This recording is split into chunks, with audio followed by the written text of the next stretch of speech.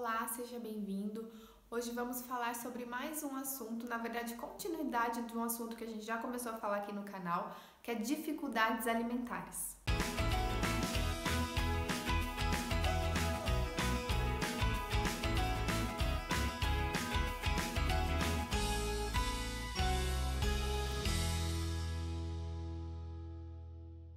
Se você ainda não viu o vídeo anterior, onde eu comecei a falar sobre dificuldades alimentares, eu vou deixar o link aqui embaixo para você assistir o primeiro vídeo, onde eu falo da neofobia, que é o medo do novo. Lá eu falo direitinho sobre essa fase, o que isso significa e o que você pode fazer como cuidador para passar por essa fase de uma maneira bem tranquila. Então, a primeira coisa que a gente precisa é diferenciar duas situações. Primeiro, se essa falta de apetite é de fato uma dificuldade que a criança tem, um apetite baixo que ela tem, os possíveis motivos para essa falta de apetite, ou se há uma segunda opção, uma criança que tem uma dificuldade séria, ela realmente não come nada ou ela recusa parcialmente uma boa quantidade de alimentos. E aí, quando a gente está falando dessa segunda opção, a gente pode estar falando de uma criança que tem um problema sério, um problema de doença. Então, pode ser um problema gastrointestinal, pode ser um problema relacionado à sua sensibilidade, pode ser um outro problema de saúde importante que leve à falta de apetite. Então, é preciso identificar se não existe um problema sério de saúde por trás dessa falta de apetite e avaliar a saúde da criança como um todo, né? Fazer uma avaliação global da sua saúde. Então, como é que está o seu crescimento, o seu desenvolvimento, o seu ganho de peso, né? A estatura, enfim. Num consultório, o pediatra consegue fazer uma avaliação e identificar se essa criança está tendo prejuízos no seu crescimento ou não, pelo baixo apetite.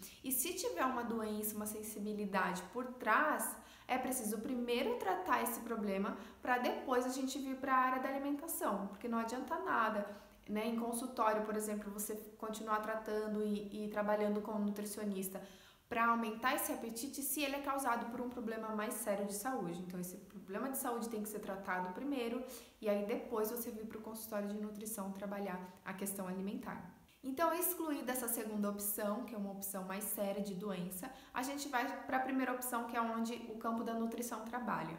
Então, existe o baixo apetite. Por que será que existe esse baixo apetite? Aí nós temos outras três opções para essa primeira parte. A primeira delas é a seletividade normal da idade.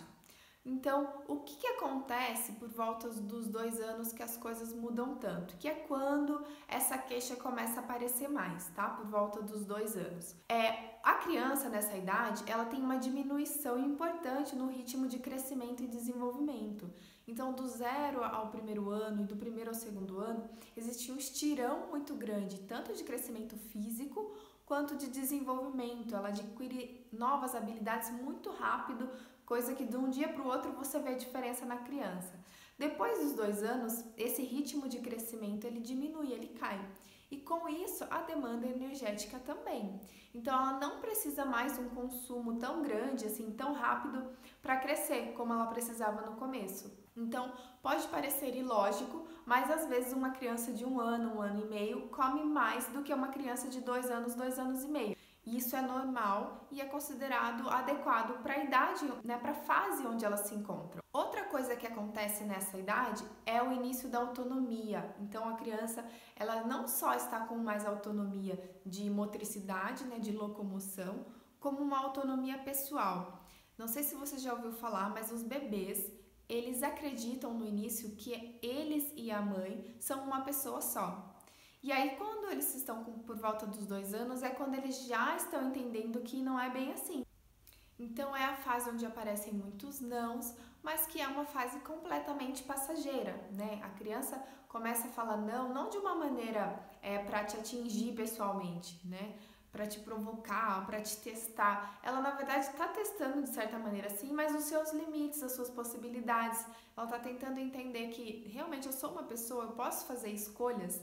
E às vezes, mesmo que ela não quisesse fazer aquilo, ela diz não, porque ela quer ver se, né, testar se ela realmente tem essa possibilidade de falar não para certas coisas e sim para outras. E isso é uma fase e é preciso ter muita paciência, porque essa fase passa, mas é difícil, às vezes parece um ataque pessoal da criança mesmo, né? Mas é normal. E a sua conduta frente a essa fase da criança é que vai definir novamente, como eu falei no outro vídeo, se isso vai ser realmente passageiro como deveria ou se isso vai durar mais tempo ou até algo permanente, algo como uma dificuldade futura. A saúde da criança, ela não é tão vulnerável quanto parece. A gente vê as crianças tão pequenininhas, frágeis, e a gente acha que se eles comerem pouco ou pularem uma refeição, eles vão ficar doentes, né? Que eles são muito frágeis. E isso não é verdade. A saúde das crianças, ela é bem mais resistente do que parece. E pular uma ou duas refeições, comer menos do que deveria, não vai fazer com que ela fique desnutrida ou doente. Esse processo ele pode acontecer no decorrer de uma alimentação como um todo, então vários dias tendo dificuldade, um estado de doença, enfim. Mas acontecimentos pontuais decorrentes da fase não vão trazer grandes prejuízos para a criança. E isso é muito importante, como pais a gente saiba, para não atropelar os acontecimentos. Então, para respeitar essa fase, esse momento, se ela disser não, tudo bem, vamos entender, vamos aguardar a próxima refeição, né? Deixar claro para a criança que os horários de comer, eles têm uma rotina, né? Então, nós não vamos oferecer nada no lugar também, senão a gente pode atrapalhar a fome, aí eu vou falar disso mais à frente.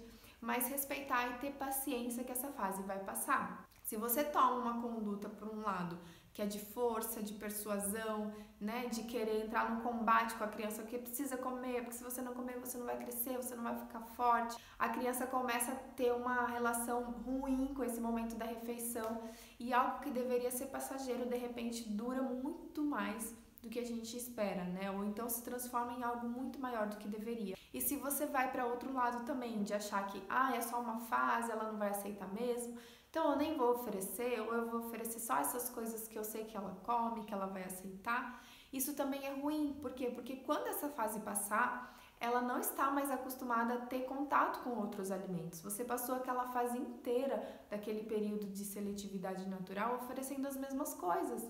E não dá para esperar que, com a fase terminada, ela de repente volte a comer tudo do nada. Então, nessa fase, é muito importante que você tenha paciência, tenha respeito às escolhas da criança, mas ofereça alimentos de qualidade e variedade sempre. Não pense que aquela manhã que você passou preparando uma refeição maravilhosa e o seu filho não comeu nada foi em vão. Saiba que esse preparo, essa oferta fará toda a diferença lá na frente, para que ela não desenvolva dificuldades alimentares importantes. E aí a gente falou então da primeira opção, que é uma seletividade natural da idade. Uma segunda opção é que isso seja uma característica pessoal da criança. Então, gente, é muito importante não realizar comparações de criança para criança. Então, crianças da mesma idade, do mesmo sexo, mesmo peso, estatura, podem ter apetites diferentes. A gente pode pegar como exemplo gêmeos, né? Então, gêmeos que têm o mesmo sexo, têm a mesma idade, né? Podem ter pesos e estaturas bem semelhantes, vivem na mesma cultura familiar, na mesma cultura alimentar, eles podem se alimentar diferente, eles podem ter apetites diferentes. Por que isso não aconteceria, então, com outras crianças, né? Em idades, em casas diferentes, faixa etárias, peso, altura. Então, é muito normal e esperado que as crianças tenham apetites diferentes. Por isso não existe um padrão que a gente siga e diga, olha, nessa idade a criança tem que comer tantas colheradas de carboidrato, tantas de proteína e de legumes e de verduras. Isso não existe. Eu sei que muitas vezes, como mãe, a gente precisa, né, como cuidador, de algo mais palpável, mas não existe. O que nós podemos fazer é cuidar sempre da oferta e não comparar crianças. A demanda energética de cada uma é diferente, o metabolismo delas é diferente. Então, algumas crianças você percebe que comem muito e são bem magrinhas. Então, provavelmente essas crianças têm um metabolismo mais acelerado. Outras crianças nem comem tanto e são mais gordinhas. Então, o metabolismo da criança é diferente. Por isso, a gente não pode intervir no seu sistema de fome e saciedade, tanto forçando quanto diminuindo a quantidade que ela consome. É preciso respeitar, entender que a criança tem esse senso de fome e saciedade natural. Quando a gente fala de bebês recém-nascidos, de 0 a 6 meses, hoje em dia já está bem claro para algumas pessoas, para a maioria das pessoas, a livre demanda, né? Que o bebê sabe quando ele tem fome, você não fica enfiando um peito na boca da criança que ela está chorando e está demonstrando que não quer, né? Você respeita, quando ela quiser mamar de novo, ela vai chorar, ela vai reclamar e aí eu vou oferecer. que a gente fala da livre demanda, né? Por que que então, quando a criança faz 6 meses, a gente acha que ela perdeu totalmente esse senso e a gente começa a querer estipular quanto ela deve ou não comer? Então é preciso respeitar muito a criança nesse aspecto. E o terceiro e último ponto que pode estar interferindo então no apetite da criança é a rotina. Né? Uma rotina mal estruturada pode com certeza atrapalhar a criança no seu processo de alimentação. Então, como eu falei, a criança ela recusou, por exemplo, na hora do almoço. Ela não quis comer porque ela está naquela fase do não, e você vê que ela não comeu muito bem de manhã, que provavelmente ela está com fome, mas ela disse não. Então você diz, tudo bem, você não quer comer agora, então nós vamos para a próxima refeição, é à tarde, o nosso lanche da tarde, você pode fazer, a gente vai comer frutas e tudo mais. Ou então, se é uma criança que ainda está bem numa fase de adaptação, você pode guardar o próprio prato e dizer, olha, se você quiser, você pode comer mais tarde, o seu prato vai estar guardado aqui, de repente ela acabou de acordar ainda, né? Tá naquele processo. Mas você estipula o que é que vai ser oferecido para ela de novo. Então, ou só a próxima refeição, que vão ser frutas à tarde, por exemplo, ou você pode pegar o seu prato de comida daqui a pouco que vai ficar guardado aqui no micro-ondas. Agora, se você dá a liberdade para a criança de, tudo bem, você não quer comer, não precisa comer, e daí, dali a pouco ela está com fome e ela pede uma coisa que, né, ela já comeu e sabe que mata a fome e ela gosta, como por exemplo um leite, às vezes um leite fortificado que algumas pessoas usam, né, adicionado de farinhas e açúcar e tudo mais.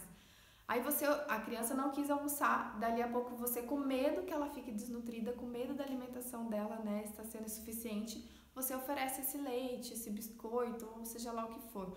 Você está atrapalhando o apetite da criança. Então, isso está virando uma bola de neve. Ela sabe que se ela não comer no almoço, daqui a pouco ela vai ter outra coisa para comer. O senso dela de se manter viva, né, o instinto natural de preservação, fica tranquilo porque fala, não, daqui a pouco vai ter outro alimento aí.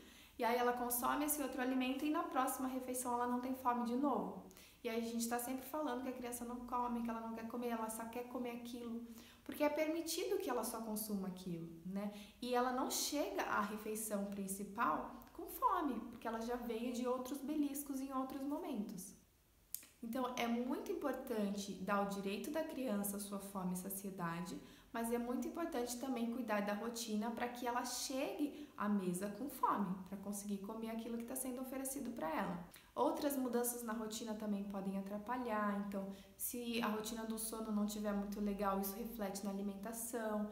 Se a rotina familiar não está muito bacana, então se a criança está constantemente perto de conflitos e vendo coisas difíceis ou ruins acontecendo próximo a ela, isso também pode atrapalhar o apetite, assim como acontece com o adulto, né? Quando a gente está triste, está passando por um problema difícil, algumas pessoas ou vão para um extremo de comer demais, ou vão para um extremo de não conseguir comer nada, e isso pode acontecer com a criança também. Então é preciso olhar também para toda a rotina da criança, se não tem nada externamente que possa estar atrapalhando nessa questão da alimentação e do apetite. Então, resumindo, a criança tem um instinto natural de sobrevivência e de proteção, ela não vai morrer de fome, né? É preciso oferecer boas oportunidades e ficar tranquilo com as questões relacionadas à fase e à idade, mas sempre seguir oferecendo e dando boas oportunidades para ela.